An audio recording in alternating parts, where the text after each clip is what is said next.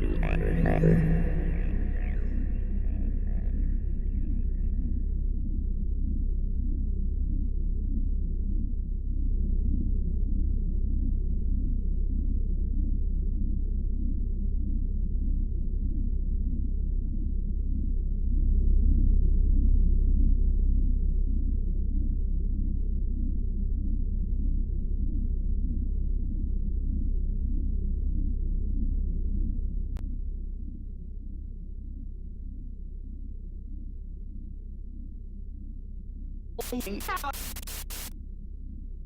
are not of this world. We are media arts, Radio Zion. Welcome to Mars.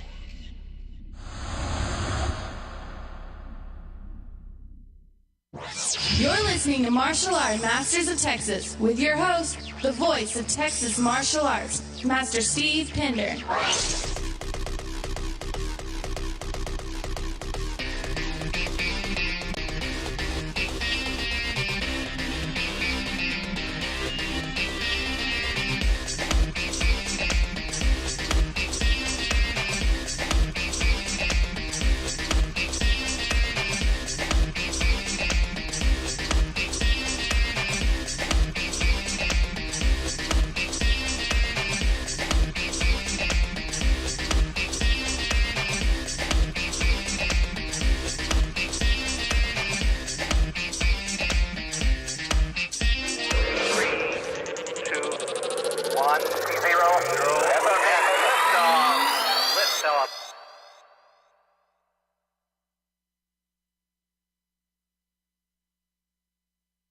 It'd be good if I turned my mic on. You know, like I haven't gone live in a couple of years, especially for Martial Art Masters of Texas. And this is going to be the first of many shows, so it will take me a little bit to get back into the swing of things. So hopefully we won't run into too many issues. There are some things going on. We are in the process of a new modem getting installed, and I couldn't get it installed before this show, so we might have some connectivity issues, but we'll see. I'm already having issues with this even showing up on the YouTube channel as being live, so we might be doing this to zero audience today. Well, that being said, welcome to Martial Arts Masters of Texas. This is the official show of the Texas Martial Arts Hall of Fame. So I'm watching this, kind of interesting, the latency of how far behind I'm saying this and when I see it show up on the live screen. So it's going to take a little bit of getting used to. But we have a lot to talk about. And the one thing that I really, really wanted to talk about, because it's been on my mind lately to see this thing come full circle in a sense, from where martial arts was in the United States when it began here. And we'll talk about that. It wasn't exactly the 60s. It actually got here in the late 50s. But people started to hear about it in the 60s. And basically what it was like then compared to what it is like now. So, I mean, I wanted to... and martial arts, before I even get going on this, there's a lot of things I consider martial arts, and it's any combat training and technique. The military, the use of firearms and how they are in the battlefield, that is a type of martial art. Archery, martial art. Wrestling, martial art. Boxing, martial art. Judo, martial art. Any kind of combat training of any kind, martial art. But for the sake of what we're doing here today, we're going to focus primarily on Taekwondo, the variation of it, and what came to America in karate, for the most part anyway. And it was, before the 60s, it was virtually unheard of. People didn't even know what the term karate meant. And there's a bunch of interviews on our channel that you can actually go back and listen to. We'll play a clip from one of them today, but you'll get what I'm talking about. Now,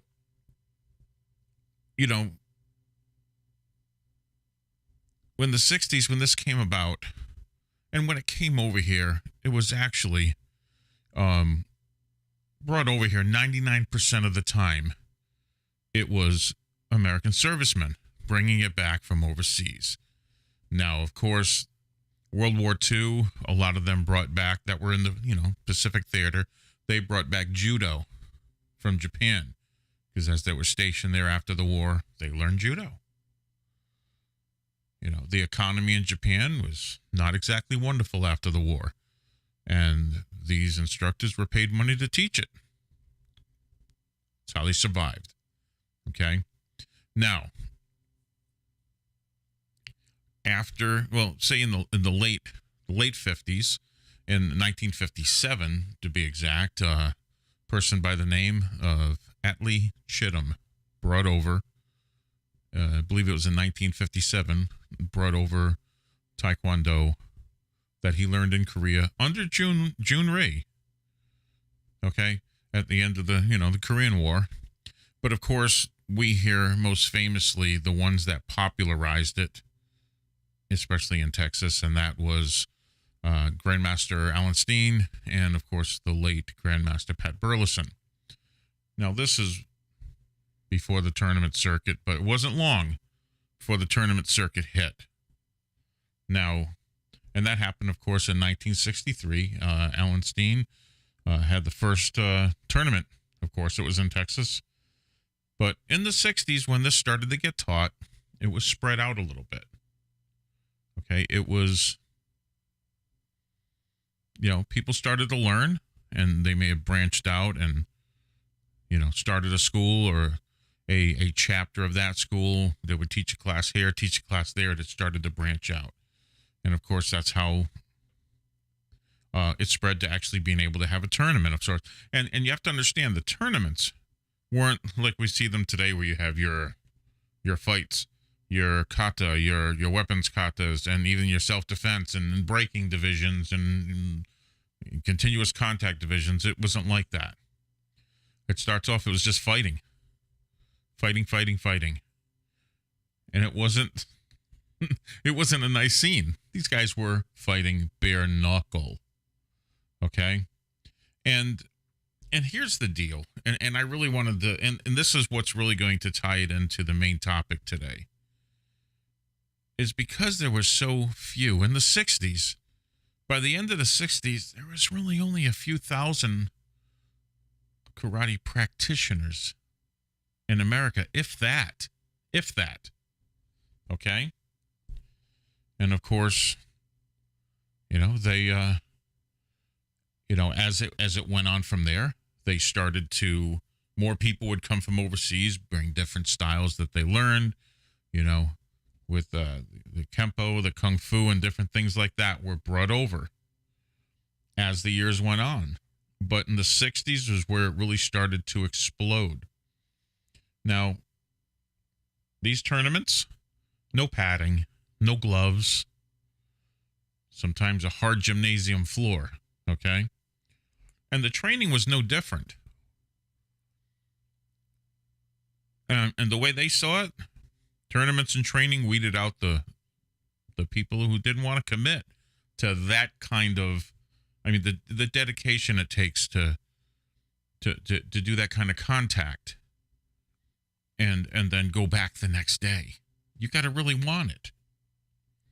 I was very fortunate to have an instructor that wanted to take you in the class to that line of being absolute chaotic and, that point of where it's pretty much a non-controlled real fight. We're at that line and we still got hurt. Broke ribs. Dislocated my jaw a couple of times. Quite a few concussions. Bones in my feet. All kinds of stuff. This is what happened. That's, But I wanted to talk about the space in between the spectator and, if I can get in the screen here, the spectator and the practitioner. Today's tournaments, you're going to see mostly family members in the stand. and, other competitors that are waiting for their turn. That's what's going to be in the stand. There's no people just coming to watch a karate tournament. Not like it was in the 60s and in the 70s. People went that had nothing to do with karate other than they just loved it. And you have to understand, and that made the people that actually did it and fought in the ring and the way they did it, they were superheroes. They were beyond reach. And that's when you see all, and I'll be the first to admit, I love doing crazy things at demonstrations. I love it. The breaking boards, that's so stupid. It's the way you start off. We broke cement. You'd light the cement on fire. I used to stick my arm out and let one of my black belts, mostly it was my brother, would just come down and with a piece of, half-inch rebar and just bend it around my arm. And the people saw something fantastical. They thought you were superhuman. They didn't understand the physics behind it. And that's really, the natural law, the study of natural law is really martial arts, okay? And what you didn't see back then in the 60s, you didn't see kids in class. You didn't see that at all. That was just not happening, okay? And, I mean, if it did happen, it was very few, and maybe the child of an instructor or a practitioner wanted to, join in. But it was just a little too dangerous to have a kid go in there. I mean, you saw them start in the mid-teens. That was pretty. I mean, that's when I started in 1980. Of course, this was a little later. I started at 13.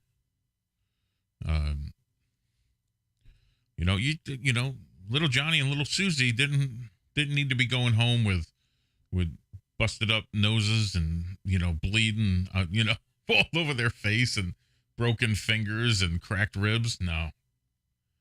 It's just, I mean, we did all, and be honest with you, we did all that with our friends anyway. And the way we saw it, we were, out in the yard beating the dog snot out of each other, wrestling and, just dog piling. And karate class was that with technique. Yeah, if you heard my dog just bark, he's not too happy that I'm locking myself in the dojo, in my studio, which is my, we'll just say my technical dojo. Now, this being said, going back to these guys that stuck it out and they came week after week because they experienced something that was going to help them outside of the dojo. These guys were able to defend themselves unbelievably. It was just amazing.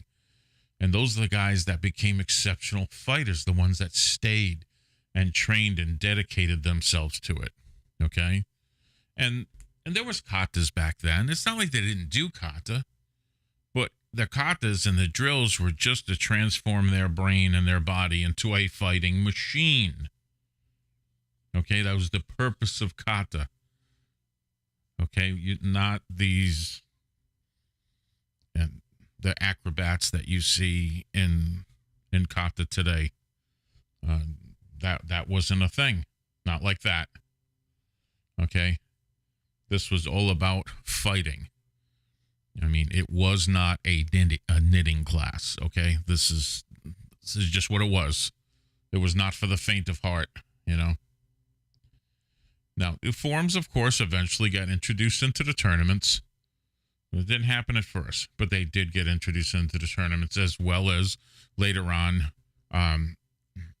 they had a female division. They didn't have a female division at first. So there was a couple that competed. Grandmaster Joy Turbeville was one of them.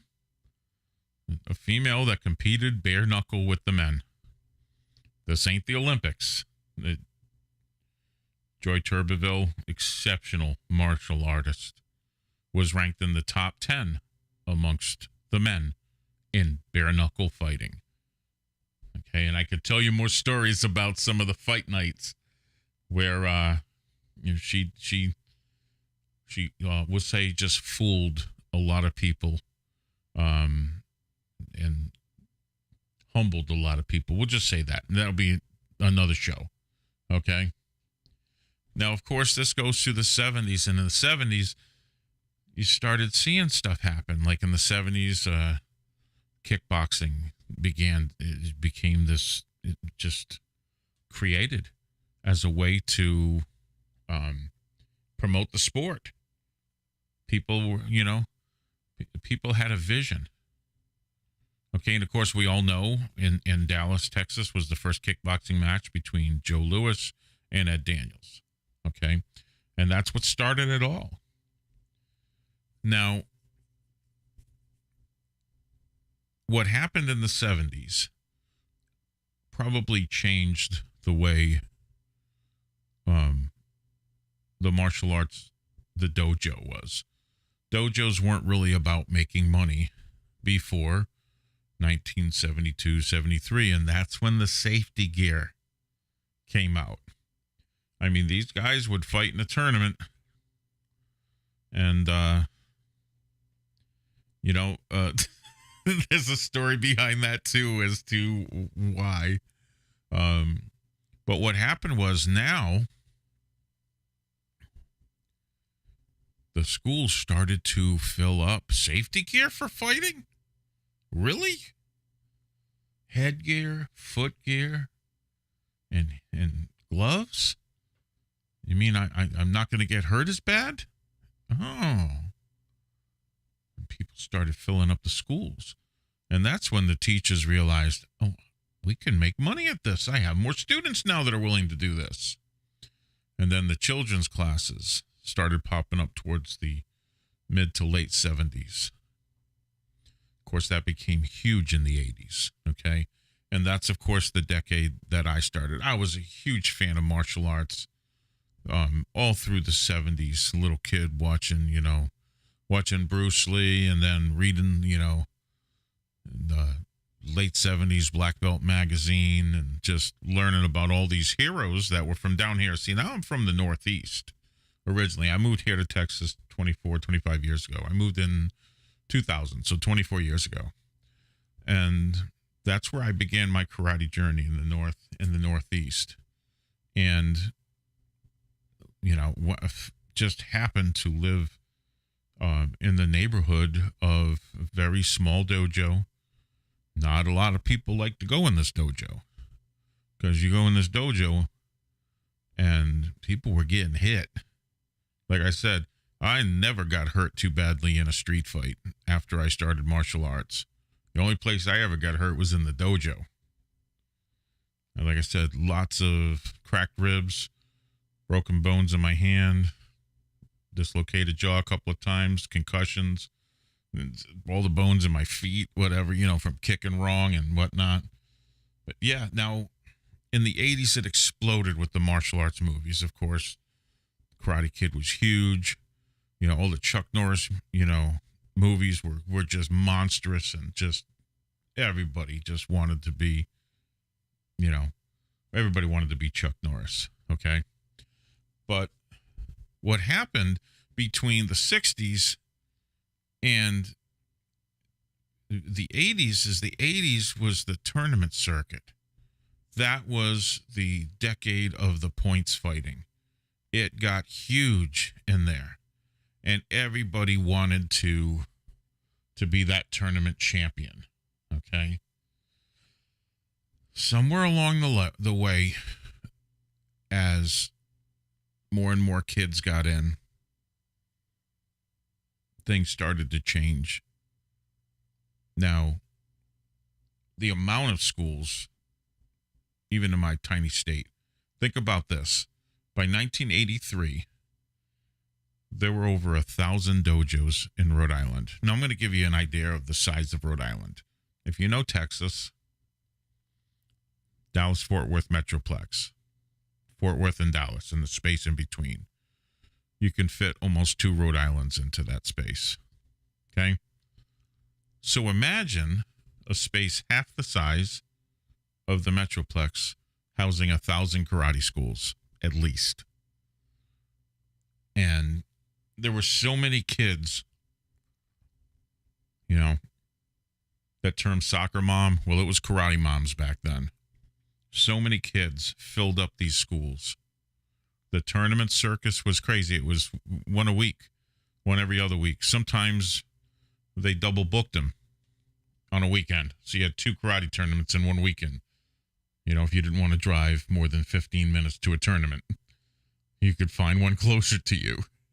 Okay? And it was a huge money maker. Huge money maker. Now, when it comes to children being in classes, I don't think it's a bad thing. I think teaching a kid how to defend himself is a good thing. Because I don't know of any 10-year-old kids that haven't been in a scrap. Okay? Fighting other kids their size. You know, or slightly bigger or whatever. It depends on the bully or whatever. You know what I mean? I have no problem with that. But of course, some of the schools, what they have turned into, you know, the quick wongs, the McDojos, as they call it, the belt factories, just popping them out left and right. Give me your money, I'll give you a belt. And it's not worth much more. There are schools like that. Not all schools, but there are schools like that. And back in the day, if a school ever tried to do something like that in the 60s or 70s, they would, the dog snot. People would go into the school. Other schools would come in and make sure that they didn't stay in business too much longer. Okay? Now, like I said, I don't have a problem with a kid learning martial arts at a young age. But handing a black belt to a 10-year-old, no. No. Maybe a junior black belt. They should not hold the same rank as an adult. They just can't fight. A 10-year-old kid's not going to beat an adult. It's just not going to happen. It's not going to happen. So, I don't believe in that. Not at all. Now, of course, they had to lighten up the contact in the kids' divisions. They're not going to have these kids swinging for the fences. One wrong move, you know. Like I said, they had to lighten it up. Now, this happened in the schools, too. The schools had to lighten it up because in the late 70s and early 80s, schools would go and fight each other. Yeah. And then you have the ones that didn't like getting there. Oh, we got beat, so I'm going to sue this person now. That's what did it. Or little Johnny and little Susie got hurt in the class. And let me tell you something. You can sign all the waivers you want.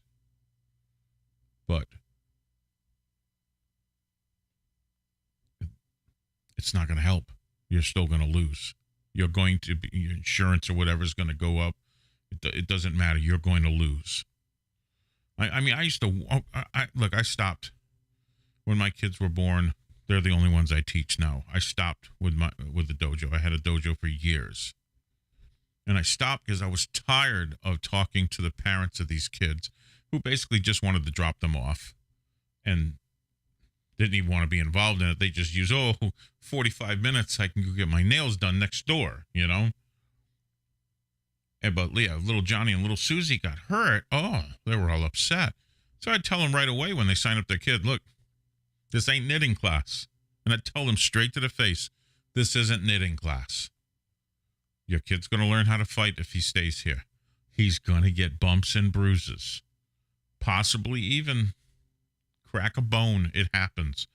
It's going to be no different than the way, we kids wrestle out in the yard. Of course, we don't see that anymore like it used to be. That doesn't happen like it used to be. They're not raised the same. Okay? So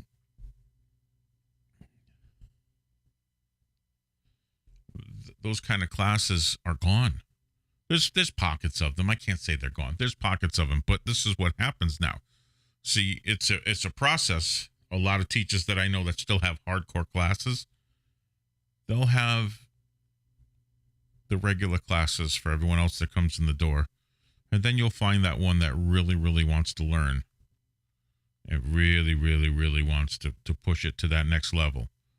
So they're the ones that, might go into kickboxing, might go into MMA now. And that's where they're at. That's how they're doing this now. So they have the classes for everybody. But see, remember we talked about the divide between the spectator and the karate guy? Well, now we have a divide between the spectator and the points fighter versus the guy that wants to eat nails for breakfast. That distance between your normal karate person that takes karate in a class and the ones that really want to apply it, that distance is now spreading. Wasn't the case back in the 60s. Wasn't really the case back in the 70s. But by the end of the 70s and into the 80s, yeah. Now, there was a thing that happened back in 2006 when Chuck Norris came out and started the WCL. Now, the WCL was created. It's kind of a mix between, and I say mix between points fighting and kickboxing because it gave points fighters a place to move up to that next level. And there was a lot of points fighters that were good points fighters that moved into the WCL, and it catapulted them onto bigger and better things. Steve Wonderboy Thompson was a kickboxer before WCL, used the WCL to catapult him. He's now in the UFC. People like Pat Smith was in the WCL later in his career. Okay, but you have Borelli, points fighter, that went through the WCL and just became, you see him in, he was knocking people out left and right in the WCL. Then he went on to, MMA. He didn't go into the UFC, Bellator, and went into other. But you see what I'm talking about. So that being said, now there's an interview I did, the very last interview that the late Grandmaster Larry Castor did. Now, I know I've been talking for a while, but I needed to get that to make this point. Now, he talked about something and the way it came full circle with MMA, and let's play that. I heard a really cool story last night. If it's real good, I hope it's true. Well, I was told that you had some fight nights at your school that got so bad that you had to roll up a rug because it couldn't be cleaned. That's true. We had, from all the schools in our area, we would meet, and it was like who's who. We had every martial artist, every champion in the world. That Thursday was the night they came over and got together. Okay. And it was heaven. I mean, we just had a great time. We banged on each other for 2 or 3 hours, enjoyed every minute of it. The people that could stand it, we praised them. The people that couldn't wouldn't come back.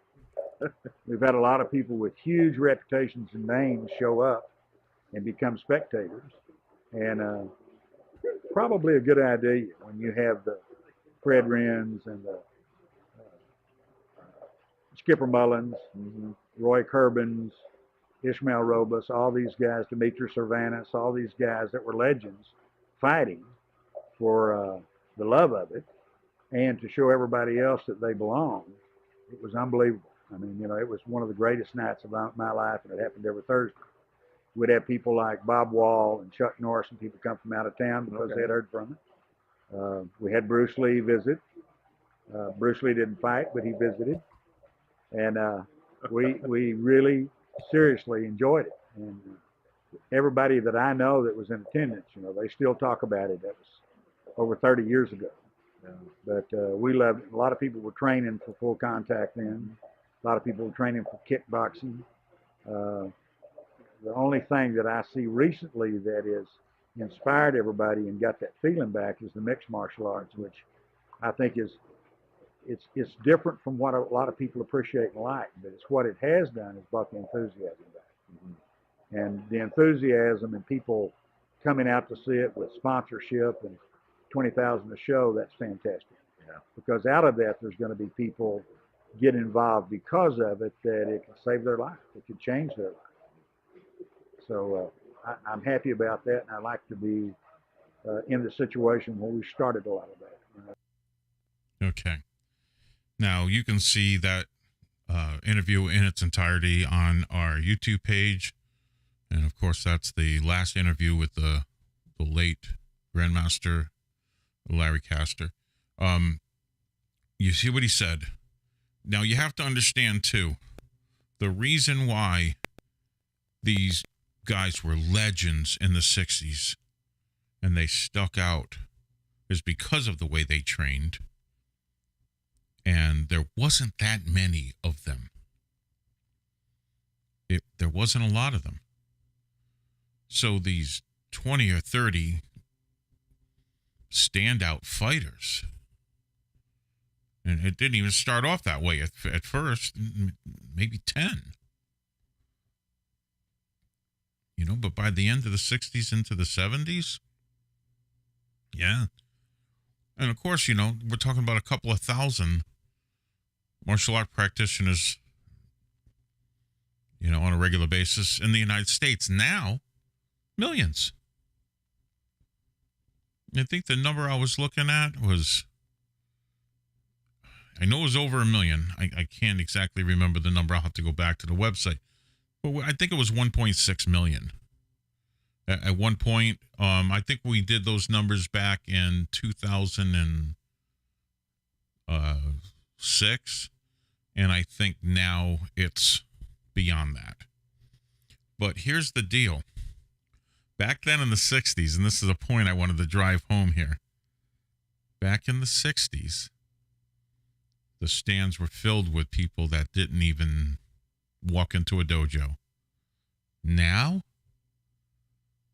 you go to these MMA matches, and I guarantee you, 10% of the audience, and we're talking 20,000 people, 10% of them are in MMA classes. They're sprouting up everywhere. MMA classes, MMA classes, MMA classes. Everybody wants to be able to say, I train in MMA, as if that means you're a fighter. No. It's getting to the point where a lot, or I shouldn't say a lot, but the increase, the same way in the late 70s and the 80s,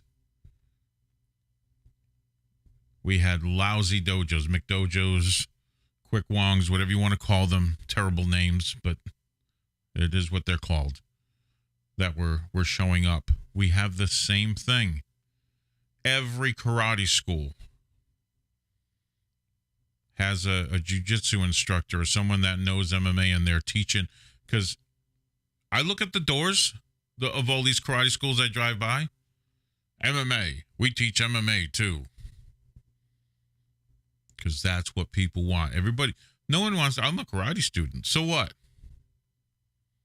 That's how they feel today. They're like, well, unless it's MMA, it's worthless. Well, for a while there, yeah. It sure seemed like that. Now, I remember in 1994, and this is at the beginning of UFC.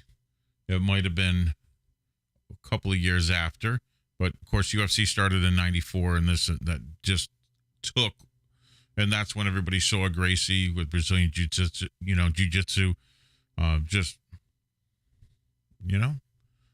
making people tap out left and right, and everybody wanted to learn it. I did.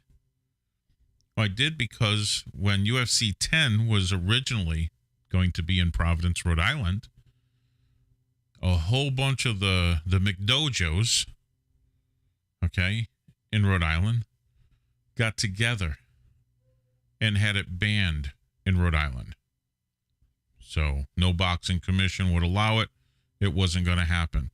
I was so upset because I had my paperwork, because back then that was the last, I think that was the UFC 10 was the last tournament style where it all came down to, that pyramid. And they had all of their fighters set up, and they were only looking for alternates. And back then, if someone got injured, an alternate would step in. That was me. I'm getting all my paperwork and everything, getting ready to turn it in, and I find out that it's been canceled in Providence, and I believe it was moved to Arizona. Correct me if I'm wrong, anybody. And I couldn't do that. I was working a job. I couldn't just get up and go. And I wanted to. I wanted to test myself so bad because it was no different than the way we trained in my school. Like I said, I've never really been hurt in a street fight. I got hurt in the school. And I was all set to do that. But now, that being said, from that point on, as it grew and grew and grew into what it is today, it's taking over. And I'm not complaining about it. But the amount of fighters, and of course it was like anything else. Early on, we had those standouts that everyone still talks about. You know, the Tito Ortizes, the Guy Metzgers, the Rich Franklins, you know, Chuck Liddell, you know, those Ken Shamrock, Hoist Gracie, those guys that just were larger than life because it regressed. You saw martial arts go downhill. It went downhill as it moved into the 90s, and it was just ridiculous at that point. And there were so many people doing it, it wasn't a big deal anymore. It's like everybody was like, oh, yeah, I know karate. I took classes at the YMCA. Oh, I know karate. Yeah, everybody took a class. That means they knew karate because they took a class. So that's what it was like. That's what had gotten to in the 90s. So now we come to today where the general practitioner in the school is nothing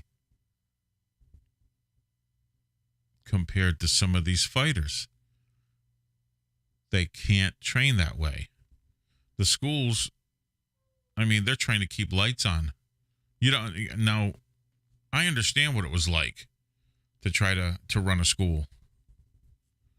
It wasn't easy. And you get to the end of the month and you're trying to figure out, okay, I got bills to pay. And it would be so easy to just go, oh, time to promote.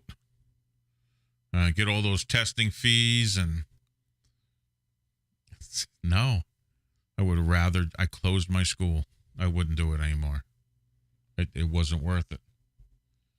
And I tried to bring back the open fight classes. I was in a building where they had an MMA school. They had a Muay Thai school. They had, weightlifting and everything. It was a small gym. We had a cage in it.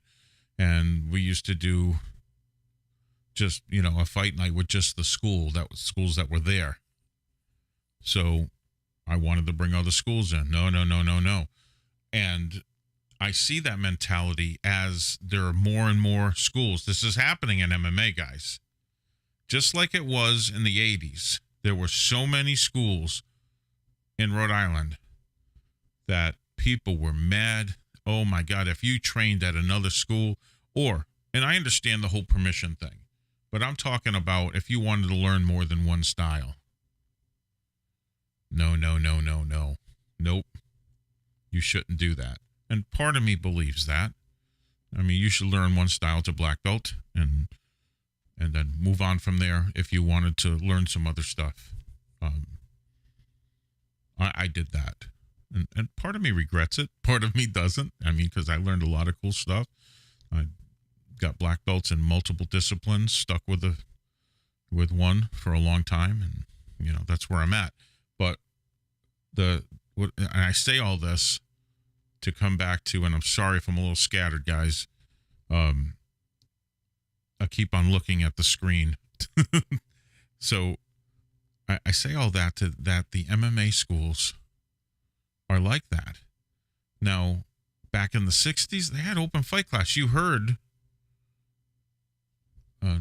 Grandmaster Larry Castor talking about that. Those guys all weren't from the same school. They had people coming in from everywhere. And just up until 10 years ago, maybe nine years ago, we were still doing open fight classes here in Texas. I haven't seen one in a while. I used to go to open fight classes, and people from all other schools would get together. And it's going away now because there's more and more schools opening, and it's getting more and more competitive. Let me tell you something. In Texas, your biggest fear is not losing students to another karate school. Your biggest fear is losing students to school sports, football, baseball. That's where you're losing. You're not losing students to other schools. Okay. So now I'm gonna close out, and I'm gonna find out what's going on with the stream. But the key things that I wanted to make, the key points that I wanted to make was in the 60s, that gap between the spectator and the fighter was huge. Now, it's not as big as you think anymore. I mean, we've all seen the black belts that get a black belt and can't fight their way out of a paper bag. That happens. Not as much in the state, but it does happen here. I've seen it. So, and that's because, like I said, the spectators, no one wanted to, they just wanted to watch it. It was crazy back then. But what amazes me is so many people now, that reality gap between the fighters in the ring and the spectators is huge. The mentality gap is 10% of the audience that's in the stands, sometimes more, think that they can do that in the ring because they took an MMA class. And just like what happened in the 80s, going from the 70s into the 80s, when the reality slap happened, because by the end of the 80s, we were into the McDojos. By the end of the 80s, we had black belts getting their butts whipped on the street by people that had zero training other than just a local street fighter.